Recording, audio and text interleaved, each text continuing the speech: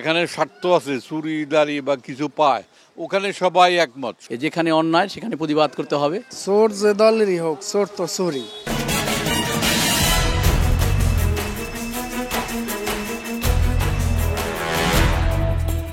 দর্শক শুভেচ্ছা। ক্ষমতা নাকি জনতা, আপনি কোন পক্ষে?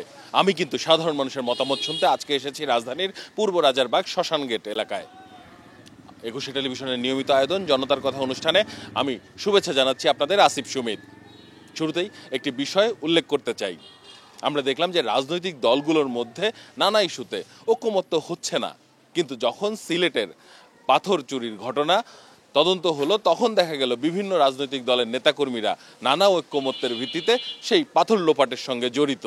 মূলত এই ধরনের ঐকমত, চুরির ক্ষেত্রে রাজনৈতিক দলগুলোর যে নেতাকর্মীদের একজোট হওয়া, সাধারণ মানুষ কি বিষয়ে কিভাবে দেখছেন? সৎসঙ্গে স্বর্গবাস, অসৎ সঙ্গে সর্বনাশ। তাই আসলে অসৎ সঙ্গে মিশতে মিশতে আমাদের সবার চরিত্র এরকম হয়ে গেছে। তো এখান থেকে আমাদের ফিরে আসতে হবে।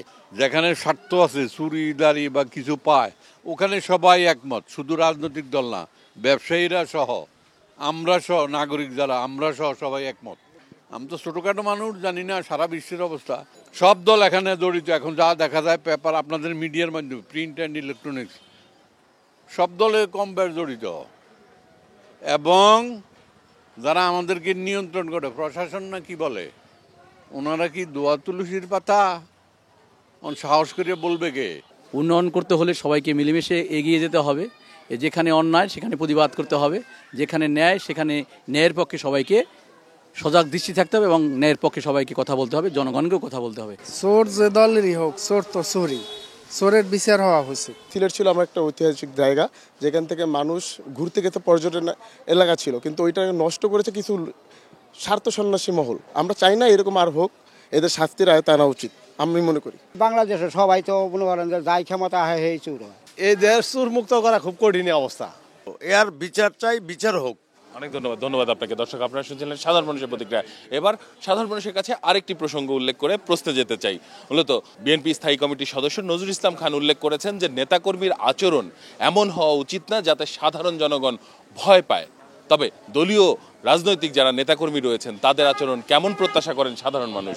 নেতা ওই রকমের নেতা হওয়া উচিত যে জনগণের বন্ধু হওয়া উচিত, জনগণের পাশে থাকা উচিত, জনগণ তাকে ভালোবাসবে, জনগণ তার বিপদ আপদে পাবে, সেই নেতা ওই রকমের নেতাই উচিত।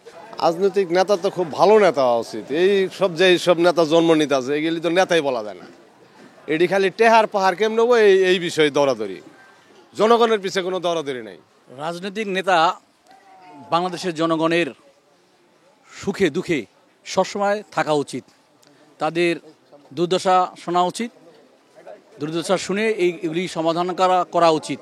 শিক্ষিত লোক তো খুব মনে করি, সম্মান করি, ভালো জানি, কিন্তু শিক্ষিত লোক একটা আপনার এমপি হয়, মন্ত্রী হয়, তাদেরকে আমরা সাধারণ যারা আছি সম্মান করি, কিন্তু এরা তো আমাগো সাধারণ মানুষের রক্ত চুষে আমাদের দুলেশ্বত করে দিতে আছে। আমরা সাধারণ মানুষ মনে করেন পথে পথে কানতে আছি, কারো কাছে হাত পাততে পারি না, কারো কাছে কিছু করতে পারি না। এরা তো পাহাড় করতে আছে আমাকেও মাথা বেচ্ছা। জনগণের অনেক কিছু থাকে, কিন্তু যিনি নেতৃত্ব দেন তার কিছুই থাকে না, তিনি শুধু সেবা দিয়ে যান।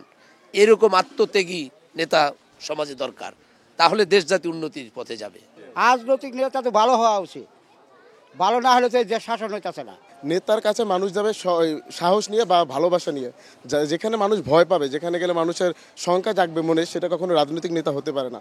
যে যে এরিয়ার বা দেশের জাতীয় স্বার্থে যারা সব কিছু বুঝে এবং বুঝে মানুষের গতি প্রকৃতি, মানুষ কি চায় বলার আগে বুঝতে হবে আমার এই এলাকায় বা এই জাতি এই দেশে এই জিনিসটার খুব প্রয়োজন, এই জিনিসটার খুব প্রয়োজন। উনি শিক্ষিত অশিক্ষিত ওটার দরকার হলো ওনার খুব বেশি সচেতন এবং প্রজ্ঞাবান হওয়া। আর এই জিনিসটা বিরাট একটা আপেক্ষিক জিনিস। একজন রাজনৈতিক নেতা খুব ভালো হবে, আমরা আমজনতা ভালো হব না, তাহলে ওই রাজনৈতিক নেতাই হইতে পারবে না। অনেক ধন্যবাদ আপনাকে। দর্শক, আপনারা শুনছিলেন সাধারণ মানুষের প্রতিক্রিয়া। সাধারণ মানুষ, কিন্তু তাদের ভাবনাগুলো অসাধারণ, তাদের চিন্তা অনেক সূক্ষ্ম ও গভীর। দর্শক, জনতার কথা দেখতে প্রতি শনি, রবি, মঙ্গল এবং বুধবার চোখ রাখুন ২১ টেলিভিশনে। সঙ্গে থাকবো আমি, আসিফ সুমিত।